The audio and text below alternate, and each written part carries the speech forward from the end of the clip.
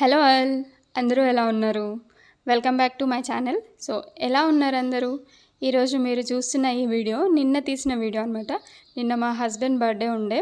So ఆ రోజు మొత్తం ఎలా జరిగిందో మీతో షేర్ చేసుకుందామని ఈ వీడియో మీ ముందుకు తీసుకొస్తున్నాను. సో ఇంకెందుకు లేట్ వీడియోలోకి వెళ్ళిపోదాం పదండి.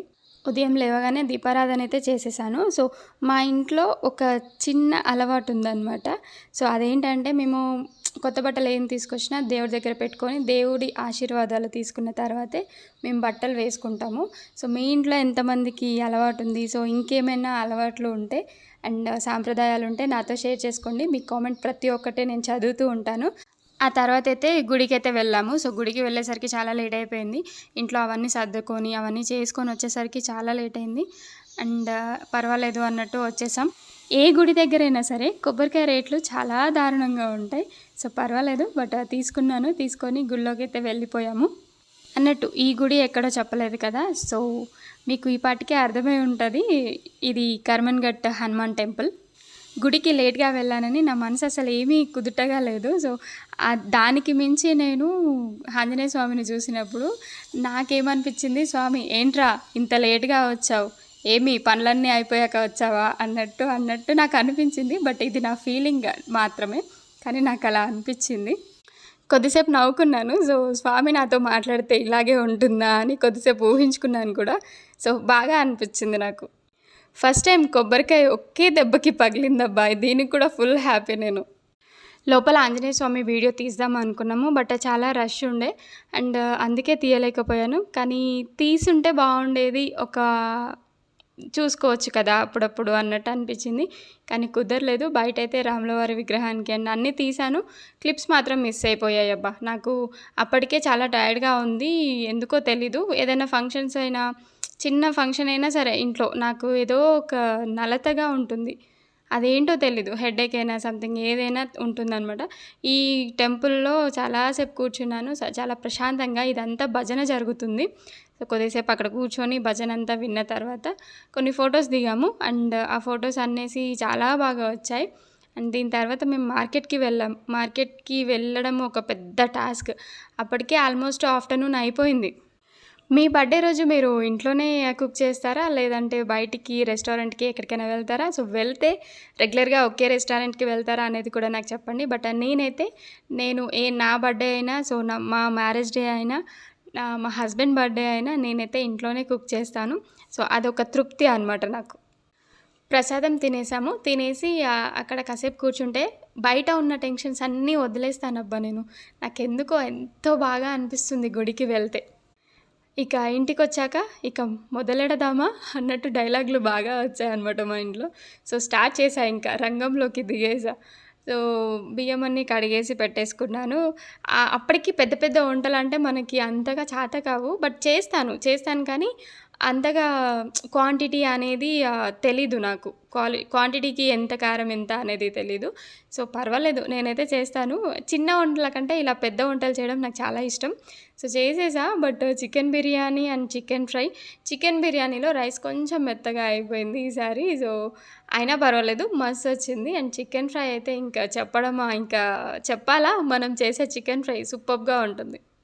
మేమైతే కారం చాలా తింటాం అబ్బా. మీరు ఆ కారాన్ని చూసి భయపడొద్దు.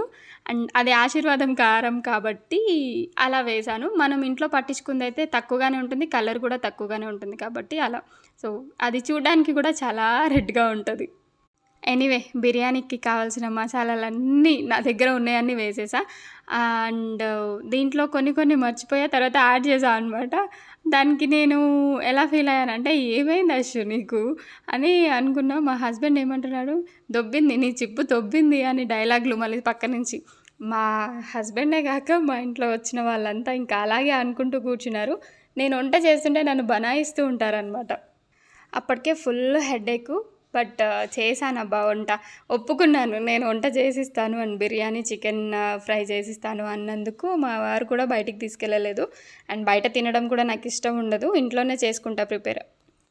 మా వారిని వీడియో తీయమంటే ఎలా అంటే ఒక ఫోటోగ్రాఫర్గా ఫీల్ అవుతారు. సో అఫ్కోర్స్ చాలా బాగా కూడా తీస్తారనుకోండి, అది వేరే విషయం. మీరు గమనించారా, బిర్యానీలో మసాలాస్ అన్నీ వేసిన తర్వాత మనం పెరుగు పోసి కలుపుతూ ఉంటాం చూడండి, అప్పుడే ఆల్మోస్ట్ చికెన్ అయిపోయింది అన్నట్టు స్మెల్ వస్తూ ఉంటుంది. అది చూడడానికి కూడా ఎంత బాగుంటుందో అసలు. ఆ పెరుగు మీదనే మొత్తం ఉందనిపిస్తుంది. ఆ కలర్ కానీ అది ఎంత బాగా అంటే స్మెల్కి ఫిదా అయిపోతా అప్పుడే. బట్ నాకున్న అలవాటు ఏంటంటే మా ఇంట్లో ఫంక్షన్ ఏదైనా సరే, పూజ అయినా సరే, బర్త్డే అయినా సరే, ఆ రోజు అవన్నీ వంటలు చేస్తాను కదా, నాకు అసలు ఏది తినబుద్ధి కాదు. అండ్ కొంచెం తింటే మొత్తం అయిపోద్ది. ఆ రోజు వామిటింగ్ అన్నా అండ్ హెడేక్ అన్నా ఏదో ఒకటి అవుతూనే ఉంటుంది. సో మీలో ఎంతమందికి ఇలా అవుతుంది? సో ఎలాగో ఇవన్నీ లేడీసే చేస్తారు కాబట్టి లేడీస్కే ఉంటుంది ఇవన్నీ. ఈ సెలబ్రేషన్స్ ఏంటో తెలీదు కానీ దాని తర్వాత ఉండే ఇల్లంతా గందరగోళం అవుతుంది కదా, ఆ రోజు చదురుకోలేక చచ్చిపోవాలి. ఎలా ఉంటుందంటే నాకైతే నైట్ అసలు హెడేక్ వచ్చి ఫుల్గా పడుకునేసా. మార్నింగ్ లేచి చూస్తే నా పరిస్థితి ఎలా ఉందంటే వామ్మో ఇవన్నీ చేయాలా. అండ్ లేడీస్కి ఎందుకండి ఇంత బాధ? జెంట్స్ కూడా కొంతమంది హెల్ప్ చేయొచ్చు కదా. ఐ మీన్ హస్బెండ్స్, ఎవరి హస్బెండ్స్ వాళ్ళకి హెల్ప్ చేస్తే ఎంత బాగా ఫీల్ అవుతారు తెలుసా. సో ఎనీవే నాకు ఇలాగే ఉంటుంది. నా ఫీలింగ్ నేను చెప్పాను, మీ ఫీలింగ్ నాతో షేర్ చేసేసుకోండి. వంటలు మొత్తం అయిపోయాయి, బట్ ఆ క్లిప్ అయితే మిస్ అయిపోయింది యార్. నేను తీయలేకపోయాను, హెడేక్ వల్ల నాకు అసలు అర్థం కాలేదు. మా వారిని వీడియో తీయమంటే ఎలా తీస్తున్నాడంటే నేను చేసే ప్రతి ఒక్క పని తీస్తున్నాడు. అబ్బా నేను చేతులు కడుక్కున్నది కూడా తీయాలా, అవసరమా అని నేను అరిచాను. బట్ ఏం కాదు, ఏమవుతుంది పెట్టుకో అని పెట్టేసి తీస్తున్నాడు. సో నేనైతే ఫుల్గా నవ్వేసా. ఆ చికెన్ అది కలిపేటప్పుడు ఆ బోన్ అనేది కొంచెం కుచ్చుకుందనమాట. సో ఫుల్ పెయిన్ వచ్చింది. ఆ కారం కూడా ఉంది కదా, ఫుల్గా పెయిన్ వచ్చేసింది యార్. అండ్ ఎనీవే ఇది వీడియో ఎంతమందికి నచ్చిందో చెప్పేసేయండి. అలాగే వెళ్తూ సబ్స్క్రైబ్ చేసుకోవడం అసలు మర్చిపోకండి. అండ్ కొత్త వాళ్ళు వస్తే మాత్రం ఎక్కడి నుంచి చూస్తున్నారో చెప్పేసేయండి. అంటిల్ దెన్ ఉంటాను. బాయ్ అందరికీ.